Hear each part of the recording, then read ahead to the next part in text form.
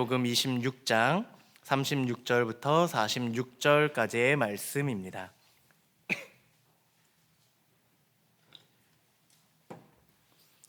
마태복음 26장 36절부터 46절까지의 말씀 한 절씩 교독한 뒤 마지막 절은 함께 합독하도록 하겠습니다. 이에 예수께서 제자들과 함께 겟세마네라 하는 곳에 이르러 제자들에게 이르시되 내가 저기 가서 기도할 동안에 너희는 여기 앉아 있으라 하시고 세베대의 아들 데리고 가실새 고민하고 슬퍼하사 이에 말씀하시되 내 마음이 매우 고민하여 죽게 되었으니 너희는 여기 머물러 나와 함께 깨어 있으라 하시고 조금 나아가사 얼굴을 땅에 대시고 엎드려 기도하여 이르시되 내 아버지여 만일 할 만하시거든 이 잔을 내게서 지나가게 하옵소서. 그러나 나의 원대로 마시옵고 아버지의 원대로.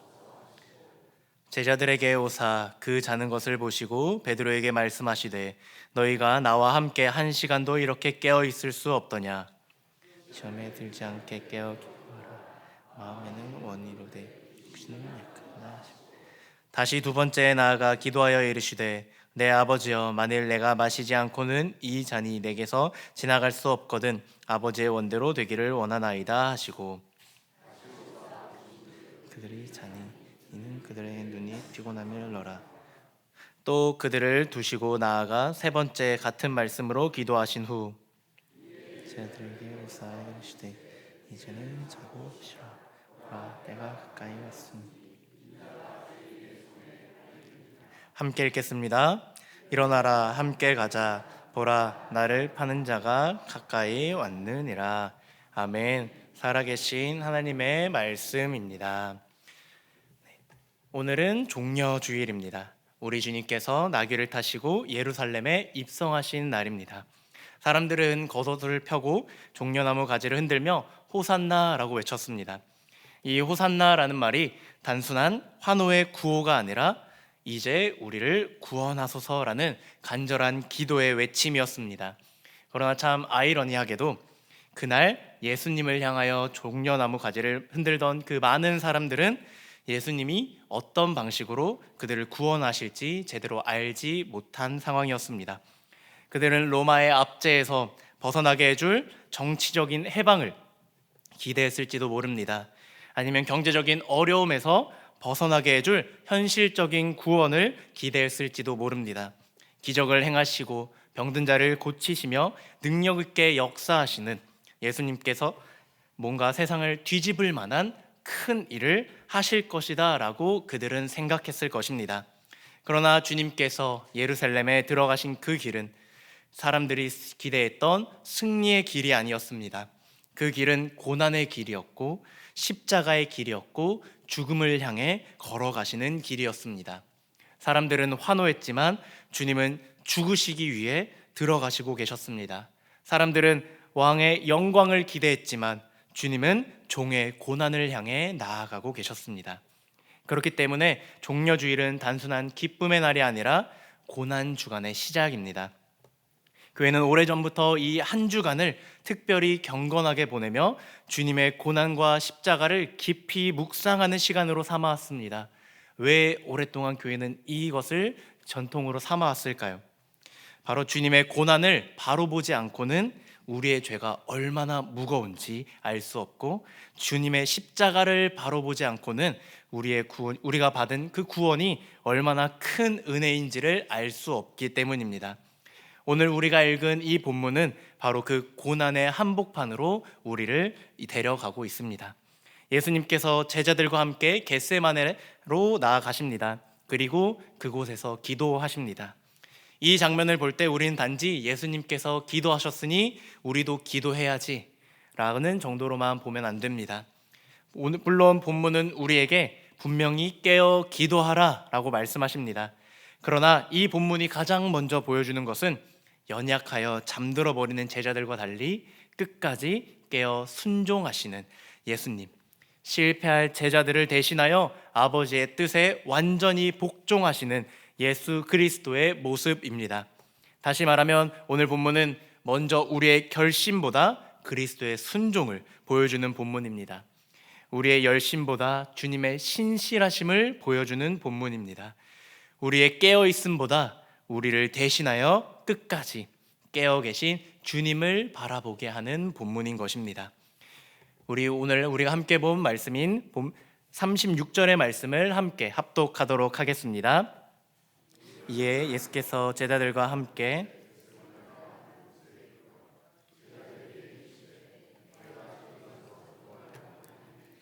여기 앉아 있으라 하시고, 아멘. 주님은 우연히 그곳에 가신 것이 아닙니다. 이미 닥쳐올 일을 알고 계셨습니다. 배신이 가까이 왔고 체포가 가까이 왔고 재판과 조롱과 채찍질 그리고 십자가가 가까이 와 있었습니다. 그런데도 주님은 그 자리를 피하지 않으셨습니다. 주님은 고난을 모르고 가신 것이 아닙니다.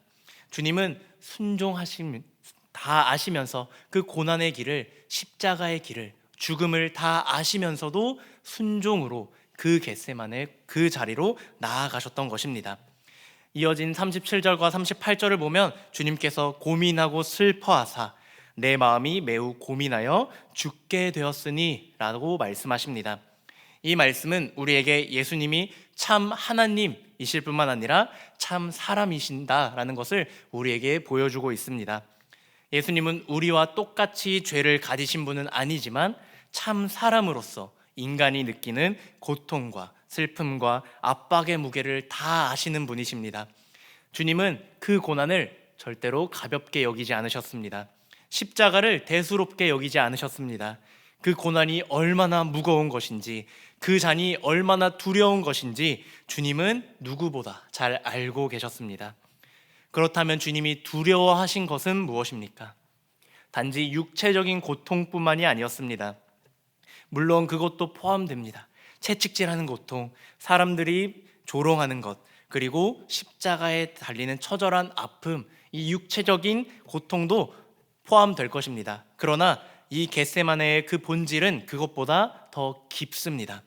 주님 앞에 놓인 그 잔은 단순히 육체적인 죽음의 잔이 아니었습니다. 그것은 죄인을 대신하여 받아야 할 하나님의 진노의 잔이었습니다. 거룩하신 하나님 앞에서 우리의 죄는 결코 가볍지 않습니다. 우리의 생각으로도, 우리는 말로도 행동으로도 하나님 앞에서 죄인입니다. 우리는 스스로 하나님 앞에 설 수 없는 죄인인 것입니다. 마땅히 심판받아야 할 존재들인 것입니다. 그런데 죄가 하나도 없으신 그 예수님께서 바로 그 죄인의 자리에 서셔야 했습니다. 의로우신 분이 불의한 그 자를 대신하여 정죄의 자리에 서셔야 했습니다. 이것이 겟세마네의 무게입니다. 이것이 주님을 압박했던 그 잔의 의미입니다. 우리 39절의 말씀도 함께 합독하도록 하겠습니다. 조금 나아가사 얼굴을 땅에 대시고 엎드려 기도하여 이르시되 내 아버지여, 만일 할만하시거든 이 잔을 내게서 지나가게 하옵소서. 그러나 나의 원대로 마시옵고 아버지의 원대로 하옵소서 하시고. 아멘. 이 기도는 불신앙의 기도가 아닙니다. 하나님의 그 순종을 거부하는 기도도 아닙니다. 이 기도는 참되신, 참 사람 되신 주님의 거룩하고 진실한 기도입니다. 주님은 그 잔의 무게를 아셨기에 아버지께 아뢰었습니다. 그 고통을 앞에 두고 실제로 괴로워하셨습니다. 그러나 주님의 기도는 거기서 끝나지 않았습니다. 그러나 나의 원대로 마시옵고 아버지의 원대로 하옵소서. 바로 이 뒤에 이어진 이 기도가 겟세마네의 핵심을 보여주고 있습니다. 주님은 자신의 뜻보다 아버지의 뜻에 시선을 고정하였습니다. 자기 보존보다 아버지의 영광에 시선을 고정하였습니다. 고난의 회피보다 그 구속의 성취에 시선을 고정하셨습니다. 사랑하는 성도 여러분, 우리가 구원받은 이유가 무엇입니까? 우리의 결심이 강해서입니까? 우리의 믿음이 흔들리지 않아서입니까? 우리가 끝까지 충성했기 때문입니까? 우리가 구원받은 이유는 오직 하나입니다. 예수 그리스도께서 끝까지 순종하셨기 때문입니다. 첫 아담은 동산에서 실패했습니다. 하나님의 말씀보다 자신의 욕망을 따라갔습니다. 그러나 마지막 아담이신 예수 그리스도는 동산에서 순종하셨습니다. 첫 아담은 자신의 뜻을 택했지만 예수님께서는 주님의 뜻에, 그 아버지의 뜻에 복종하셨습니다. 그래서 우리의 구원은 우리의 순종 위에 세워진 것이 아니라 그리스도의 완전한 순종 위에 세워져 있습니다.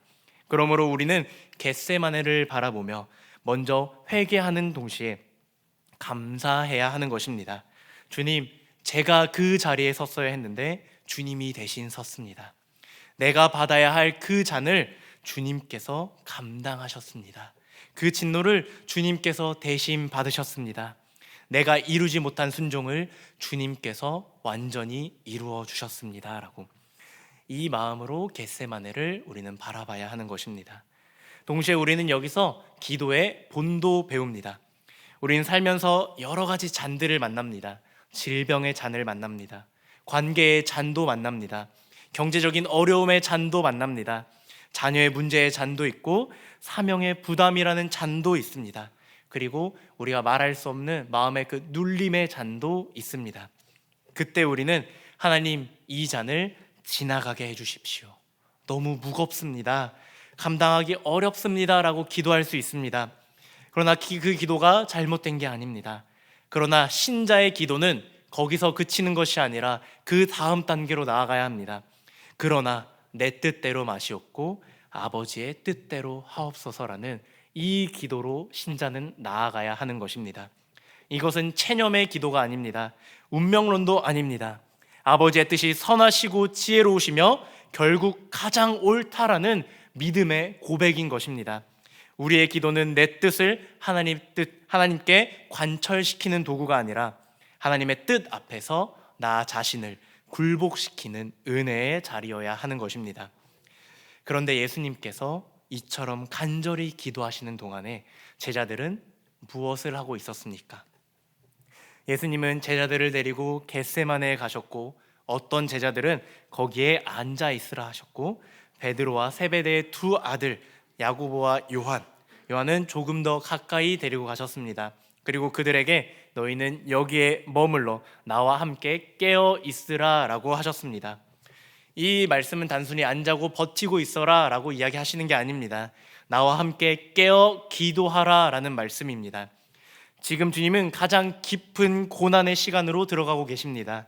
그리고 제자들에게 그 시간에 함께 깨어 있어 달라라고 요청하시는 것입니다. 얼마나 놀라운 장면입니까? 온 우주의 주님께서 제자들에게 나와 함께 깨어 있어 달라라고 부탁하십니다. 하지만 그 부탁에도 불구하고 제자들은 잠들었습니다. 우리는 이 장면을 읽으면서 그 제자들을 쉽게 비난하곤 합니다. 어떻게 그 예수님께서 부탁하셨고 그 중요한 순간에 잠을 잘 수가 있냐라고. 하지만 우리가 우리의 모습을 돌아보면 그 제자의 모습, 우리의 모습과 동일합니다. 우리는 결심을 잘합니다. 입술의 고백도 합니다. 베드로도 이 본문 전까지 주님과 함께 죽을지언정 주님을 부인하지 않겠습니다 라고 고백을 했습니다. 다른 제자들도 다 그러한 고백을 같이 했습니다. 그런데 위기의 순간이 오자 그 결심이 얼마나 쉽게 무너졌습니까? 주님이 친히 말씀하십니다. 시험에 들지 않게 깨어 기도하라. 마음에는 원이로되 육신은 약하도다. 제자들의 문제는 단순히 밤이어서 피곤했기 때문이 아닙니다. 사람은 원래 약합니다. 쉽게 지칩니다. 피곤할 수 있고 낙심할 수 있습니다. 부족할 수 있습니다. 연약하다는 것 사실 자체가 죄는 아닙니다. 문제는 연약함에도 불구하고 자기 자신을 믿는 것에 있습니다. 연약함에도 기도하지 않는 것에 있습니다. 무너지기 쉬움에도 불구하고 깨어있지 않음에 그 문제가 있는 것입니다. 베드로는 자기 자신을 너무 믿었습니다. 다른 사람들을 다 넘어져도 자신은 넘어지지 않을 것처럼 이야기를 했습니다. 그러나 그 기도하지 않는 결심은 오래가지 않았습니다. 깨어있지 않는 충성은 결국 무너집니다. 주님과 함께 한 시간도 깨어있지 못했던 그 베드로는 얼마 지나지 않아 여종 앞에서 예수님을 3번 부인했습니다. 큰 소리 치던 용기는 사라져버리고 자기 자신을 지키고 싶은 그 두려움 앞에 두려움이 그를 붙들어 버렸던 것입니다. 이것이 인간이고 이것이 우리의 모습인 것입니다. 사랑하는 성도 여러분, 우리는 우리 자신을 너무 과대평가하기 쉽습니다. 나는 괜찮겠지. 나는 저 정도의 유혹을 이길 수 있어. 나는 믿음이 있으니까 안 무너지겠지. 그러나 인생의 시험은 우리의 자신감을 너무나도 쉽게 무너뜨려 버립니다. 어떤 사람은 고난 앞에서 무너집니다. 어떤 사람은 유혹 앞에서 무너집니다. 어떤 사람은 인정받고 싶은 그 욕망 앞에서 무너집니다. 어떤 사람은 상처 앞에서, 성공 앞에서 외로울 때 넘어집니다. 하지만 외로울 때만 넘어지는 것도 아니고 바쁠 때에도 넘어지며 성공할 때에도 넘어지고 실패할 때도 넘어집니다.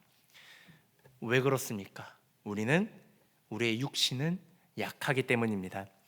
그러나 어떤 모습의 시험이든 성도는 깨어 기도하지 않으면 무너지기 쉽습니다.